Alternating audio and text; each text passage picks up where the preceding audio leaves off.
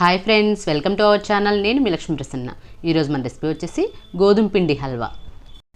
ఈ హల్వా చాలా టేస్టీగా ఉంటుంది. చాలా తొందరగా చేసేసుకోవచ్చు. ఫ్రెండ్స్, వీడియోలోకి వెళ్ళే ముందు ఒక చిన్న రిక్వెస్ట్. మీరు కనుక మన ఛానల్ని ఫస్ట్ టైం చూస్తున్నట్లయితే ఇలాంటి మరెన్నో రెసిపీస్ కోసం మన ఛానల్ని సబ్స్క్రైబ్ చేసుకోండి. మరి ఆలస్యం చేయకుండా ఈ హల్వాను ఎలా ప్రిపేర్ చేయాలో ఇప్పుడు చూద్దాం. దీనికోసం ముందుగా స్టవ్పై కడాయి పెట్టి అందులో అరకప్పు నెయ్యిని వేసుకోండి. నెయ్యి వేడైన తర్వాత ఇప్పుడు ఇందులోకి 1 కప్పు గోధుమ పిండిని వేసుకోండి. ఇప్పుడు ఈ గోధుమ పిండిని నేతిలో బాగా ఫ్రై చేసుకోండి. మంటను లో ఫ్లేమ్లో పెట్టి మంచి కలర్ వచ్చే వరకు ఫ్రై చేసుకోండి. చూడండి, ఇలా బాగా ఫ్రై అయిన తర్వాత తీసి పక్కన పెట్టుకోండి. ఇప్పుడు స్టవ్పై మరొక ప్యాన్ పెట్టి అందులో 2 టేబుల్ స్పూన్ నెయ్యిని వేసుకోండి. నెయ్యి వేడైన తర్వాత డ్రై ఫ్రూట్స్ని వేసి ఫ్రై చేసుకుందాం. ముందుగా జీడిపప్పును వేసి ఫ్రై చేసుకోండి.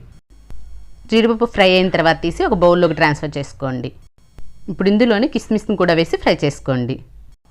ఇవి కూడా ఇలా ఫ్రై అయిన తర్వాత తీసి బౌల్లోకి ట్రాన్స్ఫర్ చేసుకోండి. ఇప్పుడు ఇదే ప్యాన్లో 1 కప్పు బెల్లాన్ని వేసుకోండి. ఇప్పుడు ఇందులోకి అరకప్పు వాటర్ని వేసి బెల్లం అంతా పూర్తిగా కరిగేంత వరకు కరిగించుకోండి.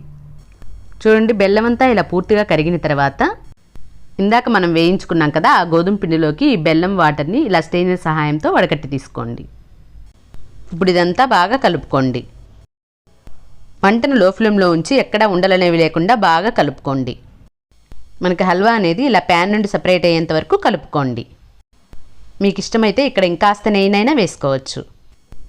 ఇలా హల్వా అనేది మనకి ప్యాన్ నుండి సపరేట్ అయిన తర్వాత మనం వేయించి పెట్టుకున్న డ్రై ఫ్రూట్స్ని వేసి కలుపుకోండి.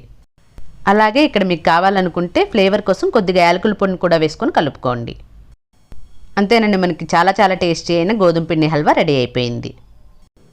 మీకు నచ్చినట్లయితే తప్పకుండా ఒక లైక్ చేయడం మాత్రం మర్చిపోకండి.